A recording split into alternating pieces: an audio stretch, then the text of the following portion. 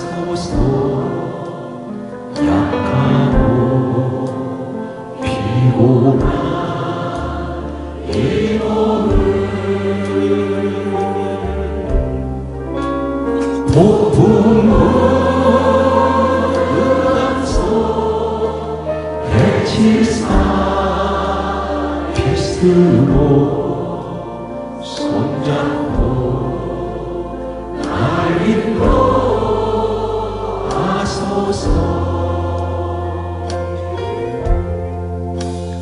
인생이 힘들고 고난이 겹칠 때 주님여 날 도와 주소서.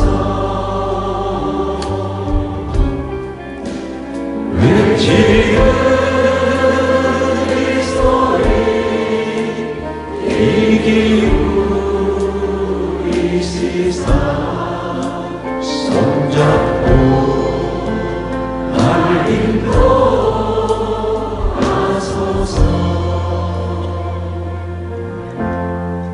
예수의 이름으로 나는 일어서리라. 주가 주신 능력으로 나는 일어서리라.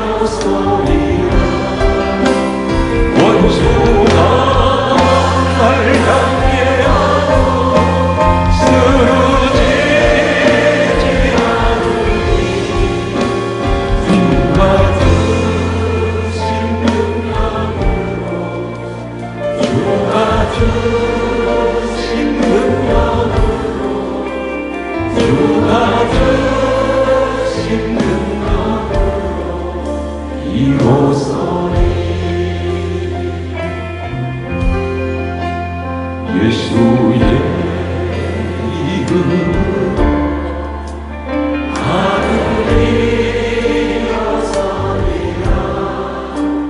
주가 주신 능력으로 나는 일어서리라. 원수가 날 향해하고 쓰러지지 않으니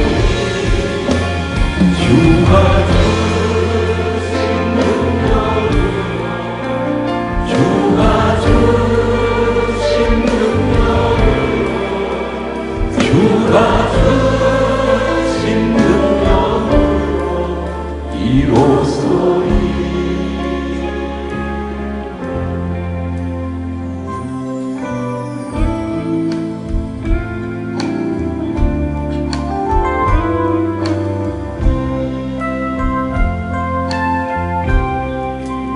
나의 입술의 모든 말과 나의 마음의 묵상이 주께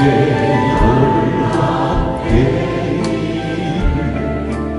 원하네. 생명이 되신 주 반석이 되신 주 나의 입술의 모든 말과 나의 마음의 묵상이 주께 연락되기를 원하네. 나의 입술의 모든 말과 나의 마음의 묵상이 주께 연락되기를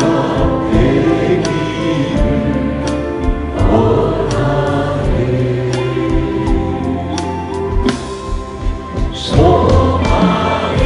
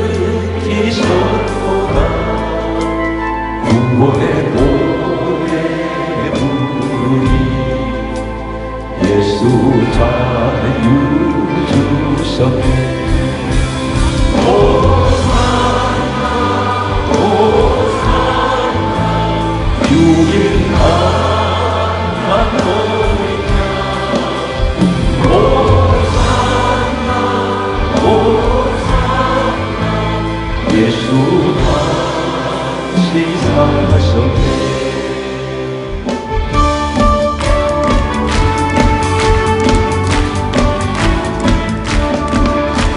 무지가 잠긴 것 같이 피는 것을 볼 때 무속함에 몸에 부르러 거룩한 길 가니 그이 거룩한 그 위에 그것도 넘었으니 나와 같이 알고 말고 거룩한 길 가니 하나님께 가본다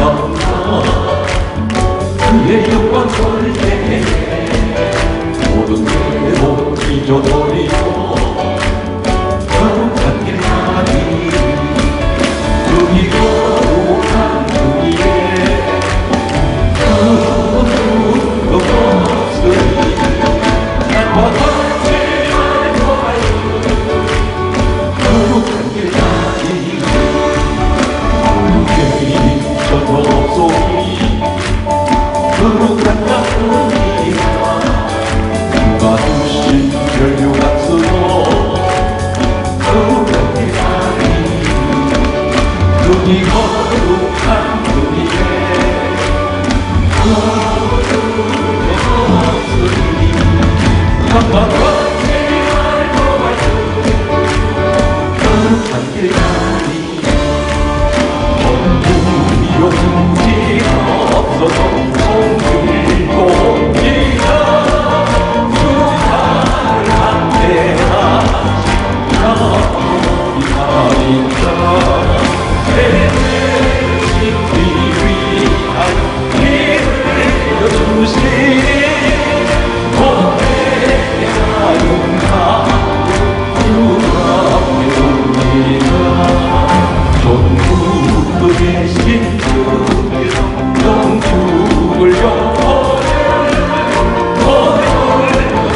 예수신 그 사랑으로 내 죄를 씻기 위하여 이를 주시니 모태의 아름다운 주가 배웁니다 나 예수 의지하고 근본도 받아서 주 앞에 구하고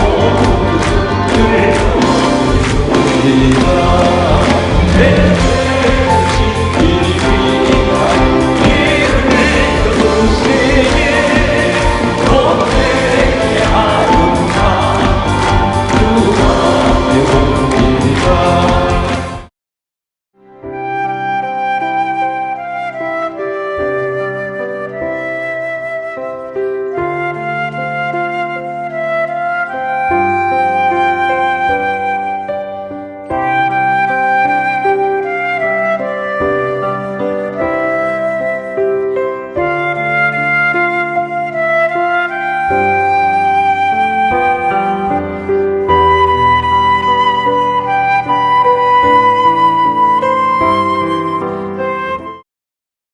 같은 신앙생활 안에서 같은 그리스도 안에서 같은 하나님의 교회에서 똑같이 천국을 향해서 가고 있는데 어떤 분은 대단히 힘들게 가는 분이 있습니다.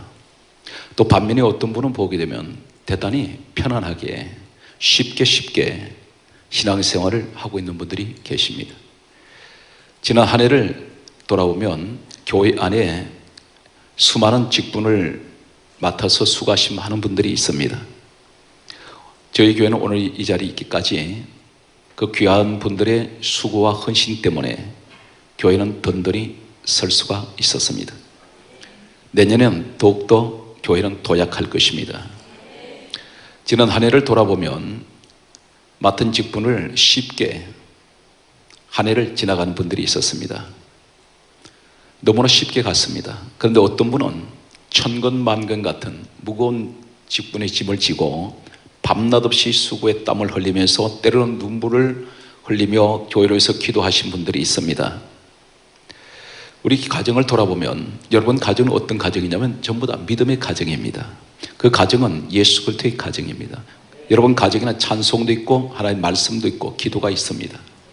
하나님 택하신 가정에 보게 되면 각자의 맡은 위치가 있습니다. 아버지의 자리, 어머니의 자리, 남편의 자리, 아내의 자리, 각자가 주어진 자리가 있습니다. 자녀의 자리가 있습니다. 그런데 그 자리가 결코 낭만은 아니라는 사실입니다. 아버지의 자리이면서 동시에 남편의 자리인 이 자리는 가장의 자리입니다. 너무나 버겁습니다. 지쳐서 써질 것 같습니다.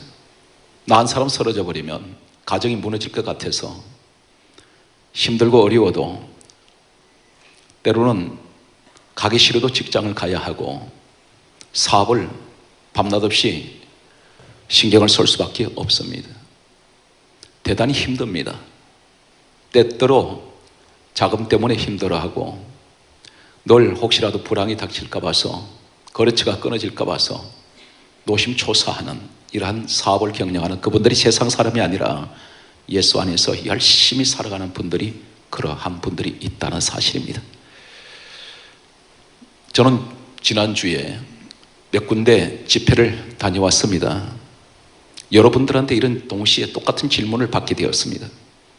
공통적인 질문은 목사님, 저는 참 열심히 살았습니다.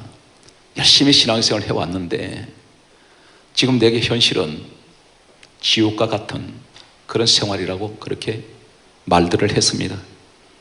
자녀는 계속해서 속을 썩이고 집에서는 가족들이 병원을 하루도 걸리지 않고 늘 병원을 안방 드나들게 되고 경제적으로는 계속해서 어렵고 하는 사업은 계속해서 막혀버리고 교회에서는 열심히 주어진 일에 충성을 다했다고 그렇게 말들을 했습니다.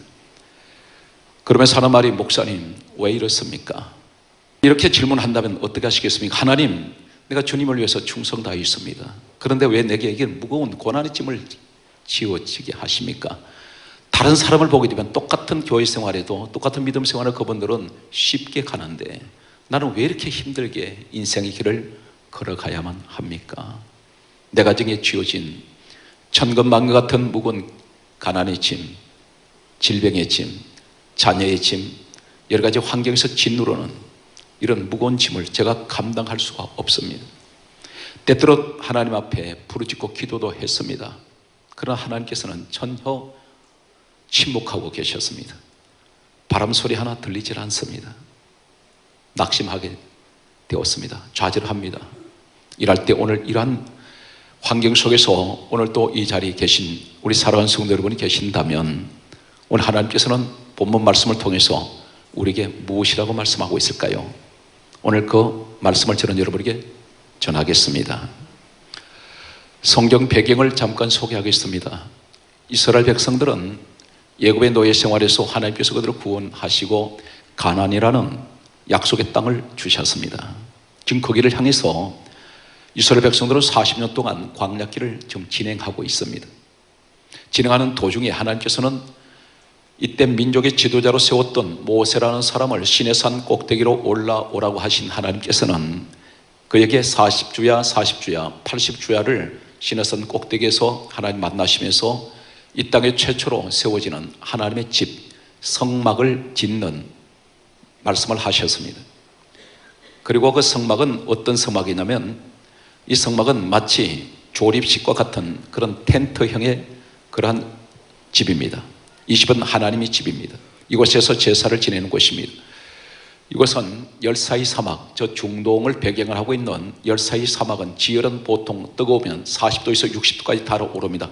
사람이 그 당시에서는 발을 데일 정도로 그렇게 뜨거운 곳입니다. 일사병에 걸려서 쓰러지는 곳입니다. 이것은 잠시도 버티고 있기가 힘든 그러한 열사의 사막에다가 하나님께서는 성막을 계속해서 옮기면서 짓게 하시고 또 다른 곳으로 이동할 때는 또 다시 그것을 해체를 시켜서 또 하나님 지명하는 곳에 가서 다시 조립을 해서 그곳에서 또 설치를 해야 합니다. 이때 하나님께서는 그들에게 성막일을 하는 사람에게 세 부류의 사람을 지명을 하셨습니다. 오늘 본문에 소개되는 게르손 그리고 머라리, 고핫이라는 사람들을 성막일을 하게 하셨습니다.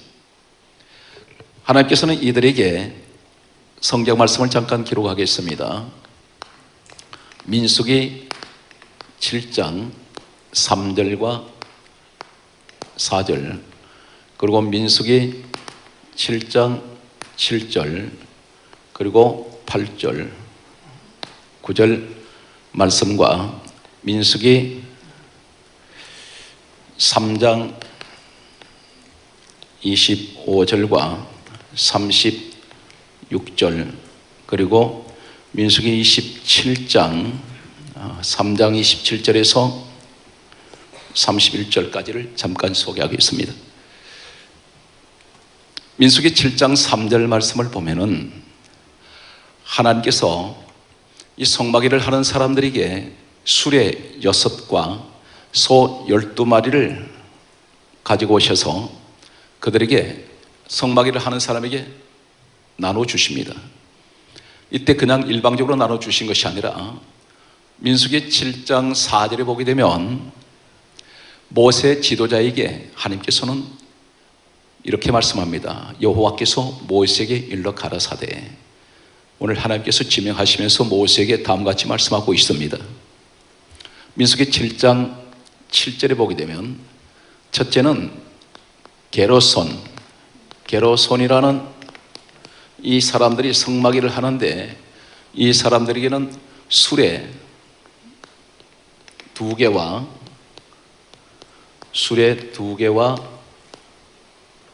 소를 4마리를 주게 하십니다.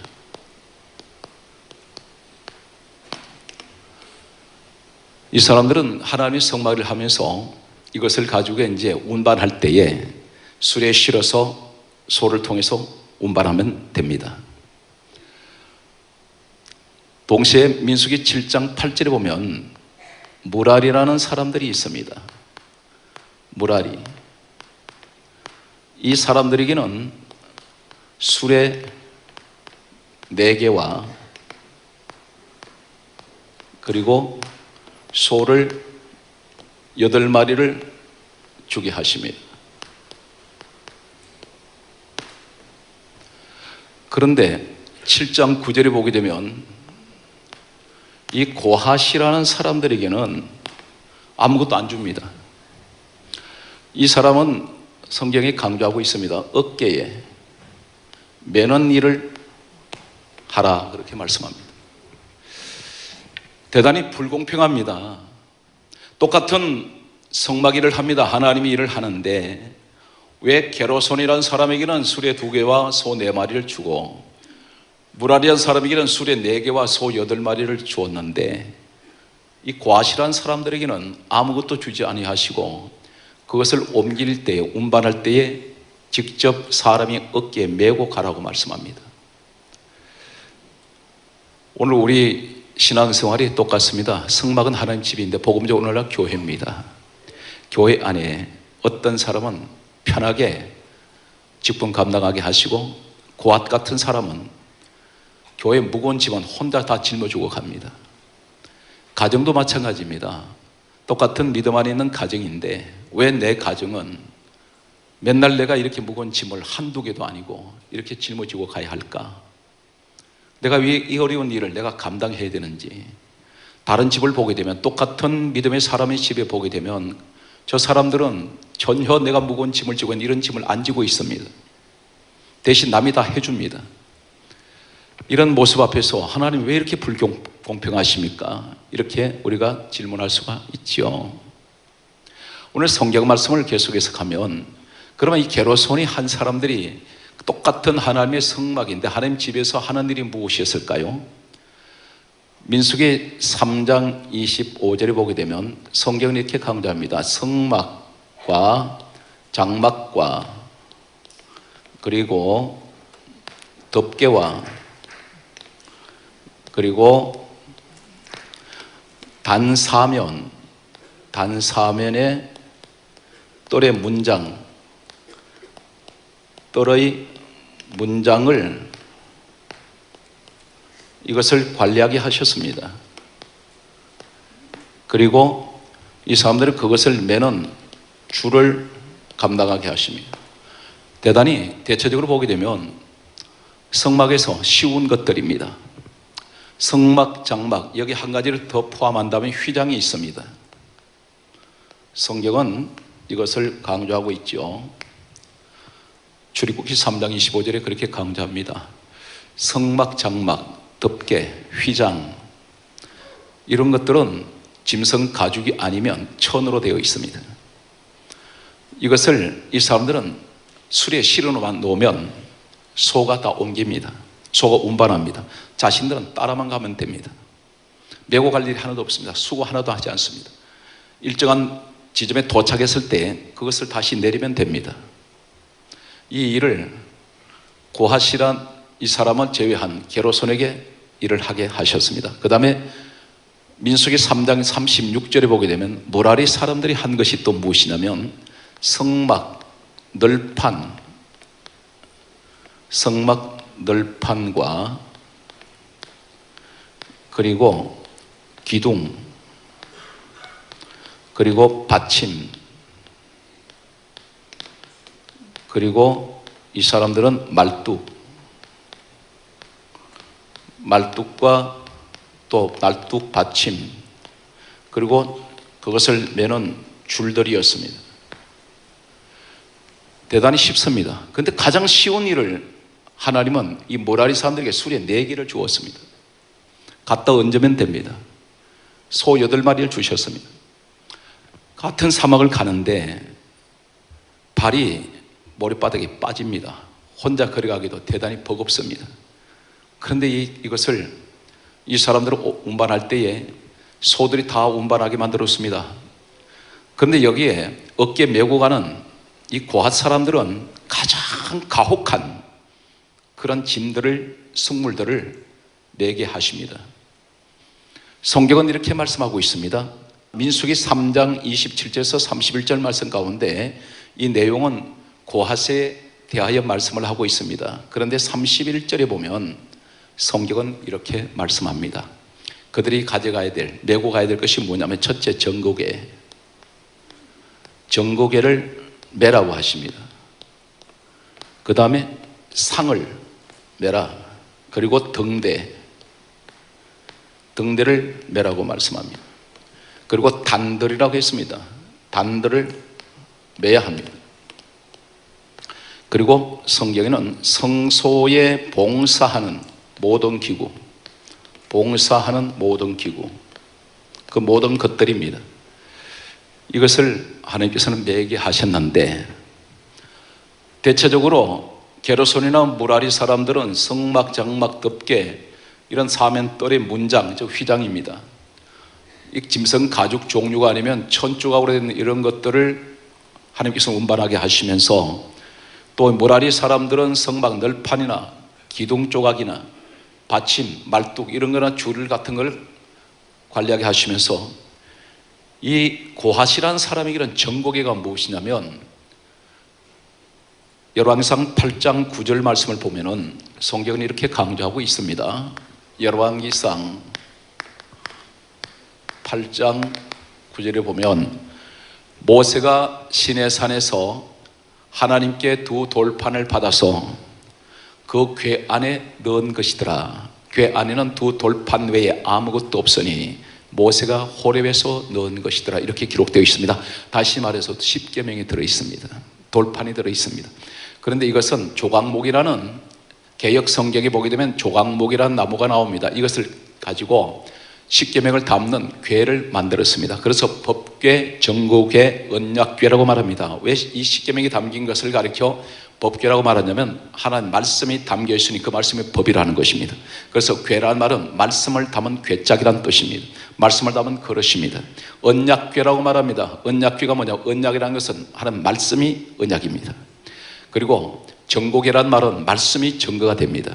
그래서 이것을 담았는데 나무를 가지고 궤를 짜서 여기서 뭘 했냐면 금을 가지고 안팎으로 싸버렸습니다.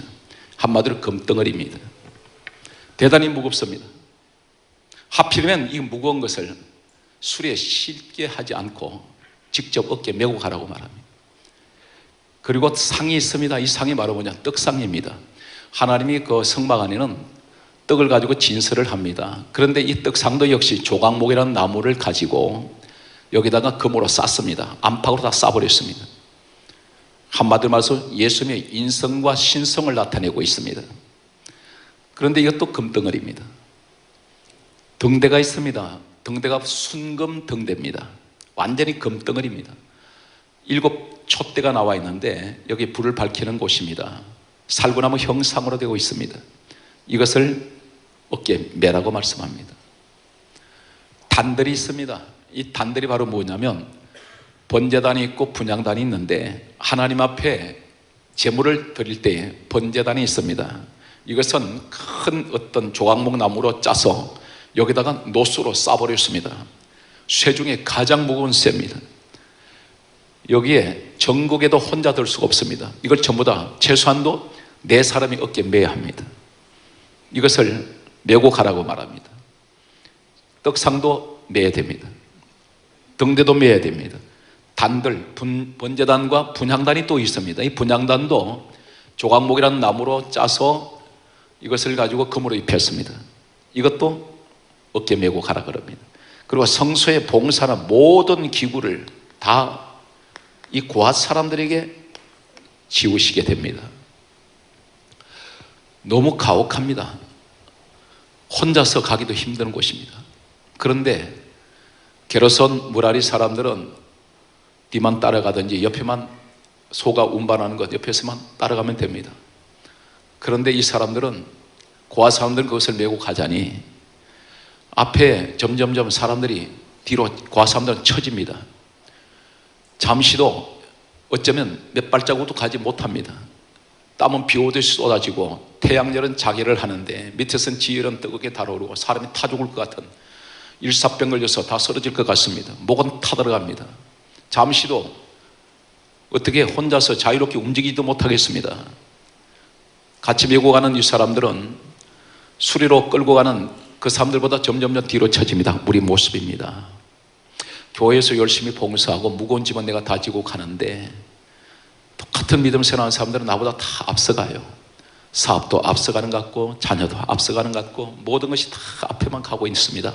나는 자꾸만 뒤로 처집니다. 지쳐서 주저앉을 것 같습니다. 가다가 또 쉬고 가다가 또 쉬었는지 모릅니다. 이러한 우리 현실의 모습은 바로 지금 고앗 사람들의 모습이라는 것입니다. 하나님 왜 이렇게 하실까요? 가벼운 것을 메고 가게 하셨다면 다소 이해가 되겠습니다. 그런데 가장 무거운 쇳덩어리들을 금부치들을 이것을 혼자서 감당하지 못하는 것을 메고 가시는 이유는 도대체 무엇일까요? 오늘 이 사실 앞에 오늘 이 시간 인생을 살면서 많은 갈등을 하는 분들이 있습니다. 하나님 언제까지 이 고난이 계속됩니까? 이렇게 갈등하는 분들이 있습니다. 그러면서 기도를 하는데도 기도할 때도 믿음 없이 기도합니다. 독백처럼 기도합니다. 하소연합니다. 하나님 앞에 넋두리를 하고 있는 그런 분들이 있습니다. 그럴 수밖에 없는 것이 1년이 가고 2년이 가고 10년이 가는데도 전혀 내 환경은 달라진 것이 없습니다. 성경은 말씀하기를 내 믿은 대로 될지어다 했고 믿고 구하면 받은 줄로 믿으라 했는데 그것은 전부 성경 속에 말씀으로밖에 남지 않았습니다. 현실은 전혀 동떨어져 있습니다. 왜 이렇게 하실까요? 성경을 계속해서 소개하겠습니다. 출애굽기 6장 18절과 20절 말씀을 소개합니다. 그리고 오늘 이 고앗 사람들에 대해서 제가 소개하면서 성경을 몇 군데 기록을 하고 여러분에게 계속해서 말씀을 찾아가겠습니다. 누가복음 1장 5절과 역대상 24장 10절, 마태복음 11장 11절을 소개합니다. 고앗이란 사람들은 하나님께서는 왜 이렇게 하셨을까요? 성경은 이렇게 기록하고 있습니다. 이 고앗이란 사람, 모든 것을 어깨에 메고 갔던 이 사람, 가장 힘든 일을 했던 사람, 가장 고난의 사람이라고 말했던, 같은 광야 안에서도 이 고난의 사람이라고 부르는 이 고앗 사람들, 이 사람 나중에 어떻게 됩니까? 출애굽기 6장 18절을 보게 되면 이 사람에게는 아므람이라는 이 고앗 내게서 아므람이라는 아들이 태어납니다. 아므람. 이 아므람이라는 아들이 태어났는데 이 아들이 고핫의 첫 아들입니다. 성경은 반드시 유대 사상은 아들들 이름 가운데 가장 앞에 나온 아들이 장자입니다. 그러한 사실로 보아서 이 아므람이 가장 먼저 나타납니다. 출애굽기 6장 18절에. 그런데 이 아므람, 고핫의 아들 아므람을 통해서 누가 태어나냐면 출애굽기 6장 20절에 모세와 아론이 태어납니다. 이 모세가 누구냐면 바로 이스라엘 광야 40년 역사 속에서 가장 위대하게 서셨던 민족의 최고의 지도자가 나왔습니다. 이 고핫 할아버지를 통해서 그 수고한 그의 수고는 훗날의 손자에게 민족의 최고의 지도자를 주셨습니다.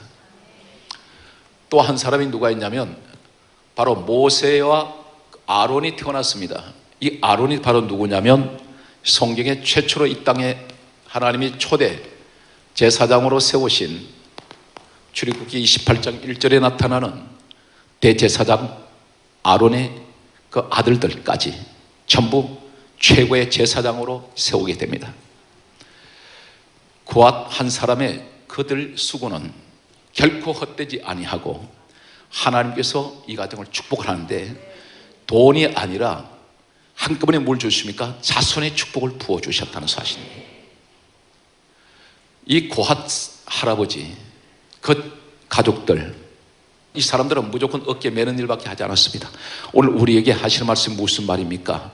다른 사람이 똑같은 신앙 안에서도 다른 사람들이 그렇게 편안하게 나보다 앞서간다 해도 그것을 부러워하지 말고 내게 지어진 이 무거운 짐이라 할지라도 반드시 그 자리에 끝까지 불평하지 않고 가게 되면 반드시 하나님께서는 나를 통해서 자녀의 축복을 약속하고 있더라는 것입니다. 그러므로 여러분들이 수고하는 교회 안의 모든 헌신은 결코 헛되지 않습니다.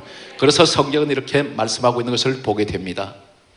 야고보서 1장 2절 이하의 사건과 야고보서 1장 12절 사건과 베드로전서 4장 12절 사건과 계시록 2장 10절 사건은 야고보서 1장 2절 이하에는 이렇게 말씀합니다. 형제들아 너희가 여러 가지 시험을 만나거든 온전히 기쁘게 여기라. 이는 너희 믿음의 시련이 인내를 만들어내는 줄 알미라. 인내를 온전히 이루라. 이는 너희로 온전하고 구비하여 조금도 부족함이 없게 해주시기 위하여. 여러 가지 시험은 하나님께서 너희를 온전하게 하시고 부족함이 없게 하시고 모든 걸 구비해서 우리한테 주시기 위해서 하나님께서 때로는 여러 가지 시험이 있다는 것을 말씀하고 있습니다. 비 온 뒤에 땅이 굳어집니다. 쇠는 두들길수록 강해집니다. 강철이 어디서 만들어진지 아십니까? 대장가에서 많이 얻어맞는 쇠붙일수록 강철됩니다. 오늘 우리에게 말씀합니다. 반드시 가을 추수는 여름을 지나고 뜨거운 때약볕에서 자기라는 태양열을 받으면서 그리고 태풍이 가을에 몰아칩니다. 그것을 견디는 열매가 끝까지 추수가 됩니다. 오늘 우리에게 말씀합니다. 환란의 태풍이 몰아쳐도 뜨거운 태양열이 내게 내려 쪼여도 그 시험과 고난을 지난 후에는 반드시 추수의 기쁨이 있을 것을 계절을 통해서 우리에게 말씀하고 있습니다. 그러므로 베드로전서 4장 12절은 이렇게 말씀하고 있습니다. 우리에게 무엇을 말씀합니까? 사랑하는 자들아 너희를 시련하려고 오는 불시험을 이상한 일 당같이 이상히 여기지 말고 그리스도의 고난에 참여하는 것으로 기뻐하고 즐거워하라. 하나님의 영광의 영 성령이 너희 위에 와 계심이라. 고난 당하는 사람에게 불시험 당하는 사람에게 와 계신다는 것입니다. 오늘 이 자리에 육신의 질병으로 불시험을 당하고 있습니다. 경제적인 불시험, 여러 가지 사방에 도사리고 있는 많은 불시험 같은 시험을 하나님께서 말씀합니다. 그것을 이상하게 여기지 말라는 것입니다. 반드시 하나님의 영광이 나타나실 때 우리에게 성령의 역사, 성령의 영이 우리에게 와 계신다고 말씀하고 있습니다. 그러므로 성경 계속해서 이렇게 말씀합니다. 야고보서 1장 12절에 시험을 참는 자가 복이 있도다. 이것에 옳다 인정하심을 받은 후에 주께서 자기를 사랑하는 자들에게 생명의 면류관을 주신다고 말씀하고 있습니다. 계시록 2장 10절은 그러므로 내가 죽도록 충성하라. 그리하면 생명의 면류관을 내게 주리라. 사랑하는 성도 여러분, 교회 안에만 이 직분이 아닙니다. 여러분, 가정은 믿음의 가정이고 하나님의 택하신 가정인데, 그 가정은 아버지의 자리는 나밖에 감당할 수가 없습니다. 어머니의 자리, 그 자리는 세상에서 유일하게 한 사람밖에 감당할 수가 없습니다. 여러분이 감당하셔야 됩니다. 그 자리를, 그 직분의 자리를 끝까지 지키고 충성하십시오. 그것은 곧 하나님의 영광을 위한 일이 되기도 합니다. 오늘 여기서 우리는 한 가지 사실을 기억합니다. 내가 직장에 갔을 때 막연한 세상 사람들과 직장이 아니라 나는 하나님께서 이 직장이 나를 선교사로 파송하셨다, 이렇게 생각하십시오. 그곳에 가서 예수 안 믿는 사람들도 전도해서 예수를 믿게 만드는 것이 내가 직장에서 파송된 선교사입니다. 사업장도 마찬가지입니다. 사업을 위해서 하나님, 그 사업장 단순한 세상 사업장이 아니라 이 사업을 통해서 하나님 일을 하게 하시려고 나를 그곳에 사업장을 주셨다고 생각하십시오. 오늘 여기서 성경은 계속해서 말씀을 보게 되면 예수님께서 이 땅에 오시기 때에 약 6개월 전에 이 땅에 먼저 태어난 한 사람이 있습니다. 세례 요한입니다. 세례 요한이 태어났는데 이 세례 요한을 가리켜서 누가복음 1장 5절은 다음과 같이 말씀하고 있습니다. 아비야의 반열에 사가랴 제사장이 있으니 그의 아내는 아론의 자손 엘리사벳이더라, 이렇게 성경은 누가복음 1장 5절에 말씀하고 있습니다. 여기에 사가랴 제사장을 소개하면서 아비야라는 그 이름을 소개하고 있습니다. 아비야. 이 사람은 왜 성경은 그 조상 이름을 밝히고 있을까요? 아비야. 이 사람은 도대체 누구일까요? 역대상 24장 10절에 보았더니 바로 아론의 계열이 소개되고 있습니다. 아론의 자손이 바로 아비야였습니다. 그런데 이 아론의 자손 아비야, 그 자손이 사가랴입니다. 그 사가랴의 자손이 누구냐? 유명한 세례 요한입니다. 그 어머니도 성경은 강조합니다. 아론의 자손이었더라. 다시 말해서 고핫의 자손이라는 사실입니다. 고핫의 자손에서 아므람이 났고 아므람에게서 모세가 아론이 났습니다. 근데 아론을 통해서 아비야가 왔습니다. 아비야를 통해서 사가랴가 왔다는 것입니다. 사가랴를 통해서 누가 왔습니까? 바로 세례 요한이 왔습니다.